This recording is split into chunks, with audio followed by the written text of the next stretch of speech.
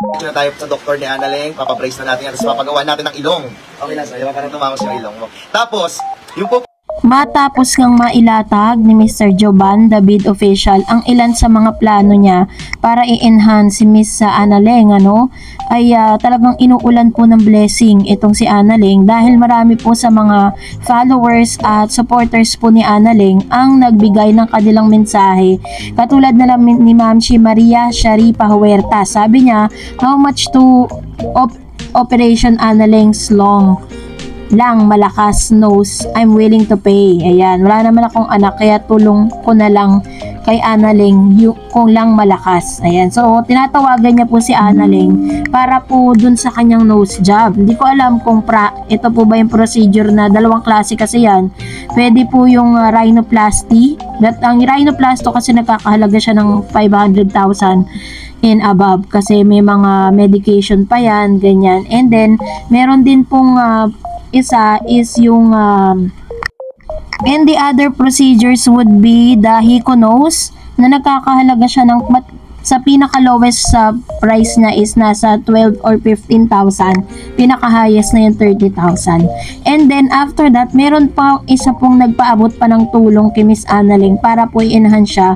Sabi po ng isa po nilang viewer, si Ma'am Esperanza, na sabi niya, kung mamarapatin niyo po na ako na ang mag-sponsor ng pang-treatment ng hair reband color highlights, willing po ako.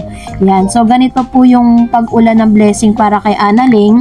Lalo na't ngayon na parang nahati po yung puso ng mga viewers ni Annalyn kasi may mga viewers po siya or may mga supporters po siya na parang pinapayuhan sila na wag na daw i-partner kay Dindo itong si Annalyn dahil po sa mga kumakalat na news na parang gigamitin na naman daw ba si Annalyn ng nitong si Dindo, ng team ni Dindo para po siya po ay sumikat or madagdagan po yung kanyang mga followers. Well, in fact, on the other side, pwede rin naman po talaga si Annalyn na she can stand alone. Pwede naman po siyang magkaroon ng content ng sarili niya kasama yung ilang mga team po nila at pwede rin po siya na parang magko-content niya individual, hindi para i-partner po siya sa ibang mga love team. Pero hati naman ang puso ng ilang mga viewers na sinasabing pwede rin siyang makikolab sa ibang mga parang mga content creators. Pero hindi lang natin alam kung ano po yung magiging plano po nila kasi parang merong mga natutuwa sa pag-comeback na mangyayari between Annalyn and Dindo pero meron ding hindi natutuwa.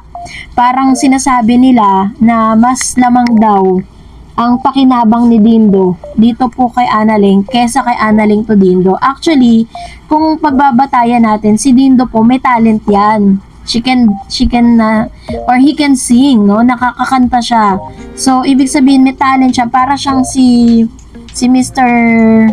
Ang naging partner po ni Zainab Harake na as a content creator po siya at nagkaroon po siya ng anak ni Mr. Skastakli. Si Skastakli po naging red flag siya sa social media. Matapos po na parang nagkaroon ng mental breakdown si Zainab at parang nagkaroon po siya ng nagkaroon siya ng depression dahil po sa kagagawa nitong si Skastakli. Pero kahit ano pong pambabash at pa-red flag ng ilang mga netizen at lahat ng mga sumusubaybay dito kay Zainab, hindi po nila napabagsak ang Skastakli kasi nga may talent siya. Meron siyang other things na ginagawa. Meron siyang parang kumbaga sa business, meron siyang fallback, Kahit po wala siyang collab team, talagang meron siyang i-cater at ipapakitang talento sa mga viewers. Yun nga lang, mas hinahanap po ng mga tao na kasama niya nga si Annalyn. Pero, hindi lang natin alam kung ano ba talaga yung napag-usapan nila or excited ba ang lahat. Kasi may mga nagsisirculate na news May mga nababasa po akong post na parang ang understanding ko is gagamitin na naman daw ba ni Dindo itong si Annalyn para sa kanyang pag-angat. Kasi parang nasira po yung pangalan ni Dindo sa ilang mga netizen matapos niyang iwan at hiwalayan itong si Annalyn. Hindi naman natin masisisi ang ilang mga followers and supporters po nila na mag-isip po ng ganun dahil nga dun sa mga pangyayari na yun.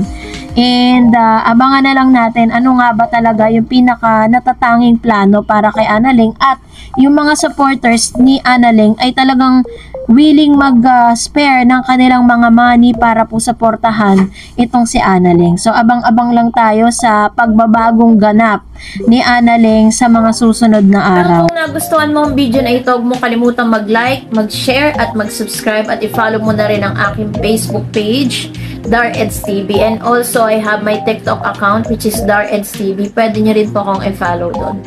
Thank you for watching, guys. God bless everyone! Na-scripted lang, mami, naiilang kami sa isa't isa. Kasi kuya pa yung tawag sa akin ng dati. Eh, sure, matanda ka sa kanya. Tapos ako ang tawag sa kanya, Neng, ganyan. Pero kahit sino mang ipalit, wala. Ang mga totoong magsusupport lang doon, eh yung mga taong, tawag ito, niloloko ang sarili nila. Niloloko nila ang sarili nila na bagay. Pero ang unang nagtambal at kinilala ay Lindo. Tama. Sa ganitong paraan tinuldukan ni Dindo ang ilan sa mga isyong nagkakalat at sinigurado niya na sa pagbabalik nga ng Manila nitong si Miss Annalyn at si Jovan ay meron po silang sisimulang chapter 2. So yung mga haka-hakang lumalabas po ngayon ay tinuldukan niya na. Inamin nga sa kanyang live ni Dindo Caraig, Scripted King, na magkakaroon ng chapter 2 ang Lindo. Sinabing niya dito na hindi na siya pwedeng makipag-collab sa ibang babae dahil si Annalyn pa din ang hahanapin. At ganon din si Annalyn. Kung ipapartner ito sa ibang lalaki, siya pa din ang hahanapin ng mga fans nila. Kumbaga, iba daw talaga ang chemistry ng Lindo dahil may totoong feelings daw talaga. Kaya hindi sila nag-aalinlangan. Abangan na lang daw ang mangyayari sa chapter 2 ng Lindo. So sa mga live kasi ni Jovan at nitong si Mr. Dindo, halatang halata naman po talaga na talagang nagkausap na sila at nagkaroon na po sila ng understanding. Talagang tinuldukan na nila yung mga issue patungkol dito kay Annalyn at saka kay Dindo. So ibig sabihin lang niya na wala na po talaga makakapigil sa kanila. Doon po sa kanyang live kagabi kung saan may title po ito na parang ang kanyang content is tatawagan niya yung ilan sa mga followers niya at kung ano man yung gustong tanungin sa kanya, isasagutin niya ng straightforward. So, ganun katindi yung kanyang content na ginagawa niya ulit ngayon. And according din kay Jovan, kinumpirma na walang ibang makakalab team si Annalyn Batalier. Sinabi nga niya sa live ng kaibigan niyang vlogger na huwag maniwala sa mga kumakalat na fake news. Kasi may mga balita daw na ilalab team kay Migs Molino or Boss Fallen. Lahat daw yon ay hindi totoo dahil si Dindo Caraig pa din ang iniintay nila. Kung solid Lindo fans kayo, dapat suportado nyo pa din kahit hindi na sila gumagawa ng mga vlogs na magkasama. Matuto daw tayo mag-antay sa pagbabalik ng Lindo. Wag raw kung kani-kanino nirereto si Annalyn Batalier. Kaya kumpirmado guys, may comeback. Matulog na kayo ng maaga ng may mga ngiti. Yan. So, ganito po yung kanilang mga positive post. Matapos na lilinaw ng kampo po ni Jovan David Official at ni Mr. Dindo. No? Ibig sabihin lang yan na talagang wala po talagang any humahad lang dito po sa nasabing pagbabalik or comeback po nila. Kasi talagang kahit po sa mga live, wala pong ibang tinatanong ang mga tao, kundi yung mga supporters po ng Lindo. Kasi alam niyo po, ganito po yan eh. Kahit nasabihin po ng ilang mga vloggers at ilang mga content creators, yung mga nagko-comment patungkol sa tambalang ito na scripted daw sila at hindi daw totoo kung ano daw yung mga nakikita natin sa social media. In the first place, unang-una pa lang, nilinaw na po ni Mr. Dindo Caraig na talagang scripted po yung mga ginagawa nila. Lahat po yan ay kumbaga tinitape nila, sinushoot po nila, pinag-iisipan po nila kung ano yung content na ipapakita nila sa madla or dito po sa mga netizen. Pero alongside po doon sa kanilang pagko-content, hindi po naiwasan na magkaroon ng tinatawag na magka-developan silang dalawa. Yun po yung pinaka-exciting part kasi nakita nyo naman po yung response nitong si Dindo Caraig during the time na parang nagkaroon o nagkalabuan sila ni Annalyn. Nakita nyo naman po yung effort niya, yung kanyang mga statement, and maganda lang po kay Dindo during the live. Never po niyang siniraan itong si Annalyn at si Kuya Jovan matapos po silang magkaroon ng pag-uusap off-cam nang walang camera. Sinabi po kasi ni Jovan na ayos na ang lahat, nagkausap na sila, siguro video call sila na hindi po nila kailangan i-documents at ipakita sa publiko bilang pagpapatunay dun sa sincerity at sa genuine na pag-uusap po nila, which is yung pinaka-best thing na pwede nilang gawin. Maaaring meron na silang arrangement kung ano ba talaga ang magiging parang arrangement dun po sa wag na po tayo magpaka-plastic sa kitaan. 'Di ba? Kasi si Joban po, nakikikolab siya kay Dindo. Kasama niya po si Analing na siyang nagmamanage dun sa talent na ito. Ito naman si Dindo, meron din siyang sinatawag na manager na yun din po ang nagmamanage sa kanya, which is bagay na mauunawaan natin kasi that's aside from the personal life po nila is iyan po yung tinatawag nilang trabaho. So, kailangan po is black and white. Talagang lahat detalyado, lahat ay nakasulat, lahat ay may pirmahang magaganap. Kaya naman, kung meron po kayong mga makikita, kasi hindi po may iwasan yan na darating at darating po sa punto na talagang magkakaroon ng intriga or issue patungkol po kay Analing at kay Mr. Dindo, wag na po kayo magtaka. Kasi nga po, sila po yung trending Ito po, katulad po nito. Ang nag-post po nito ay isang anonymous. Sabi niya, update, usapan ni Manager at Kabadingan Nation, may kontrata para sa collaboration ng Lindo. Gusto nila lamang sila sa kitaan. Pag hindi pumayag ang kampo ni Joban, tuloy ang character assassination ni Vergara laban kay Annalyn. May isa pang vlogger na pakawala nila at yun naman ang maglilinis at magpapabango ng pangalan ni Dindo.